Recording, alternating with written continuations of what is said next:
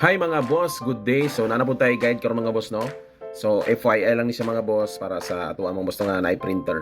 So nag power cleaning ko karon mga boss ako ang printer mga boss kay bago ko nag-refill og ink mga boss. So gibutangan nato siya printer ink mga boss, gipuno nato siya.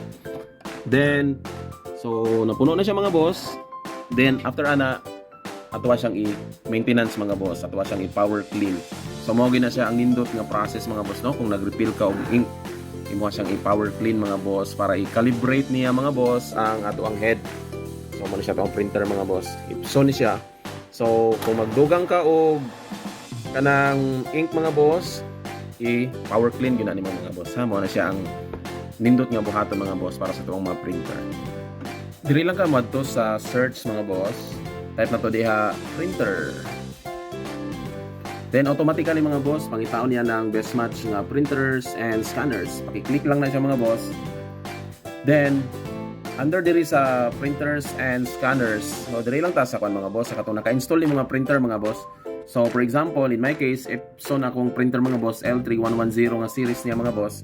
So i-click lang natin siya mga boss kini diri sa kilid para makita yung mga options, mga properties niya mga boss. So diri ta sa printer properties mga boss kani printer properties, click nato na siya.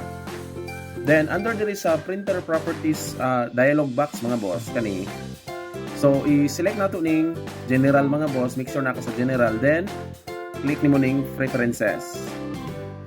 So under diri sa preferences mga boss, so diri lang ta mo adto sa maintenance kani, sa maintenance tab.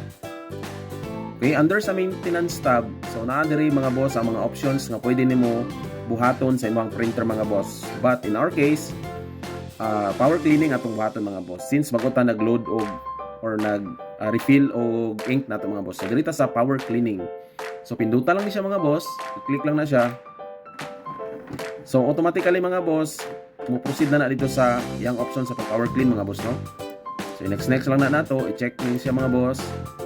So make sure lang mga boss nga naka full tank ang imuhang ink para sa iyahang pag-calibrate mga boss. Then next lang na nato. Okay, so since bago pa ni siya na cleaning mga boss, so niya na siya nga ang next calibration nimo is, or ang next nimo nga power cleaning is within 12 hours na pud siya. So diha inana ang process mga boss sa tuang power cleaning.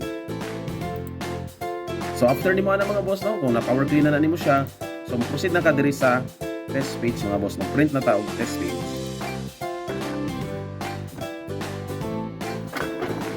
Okay, so nag-print na siya mga boss.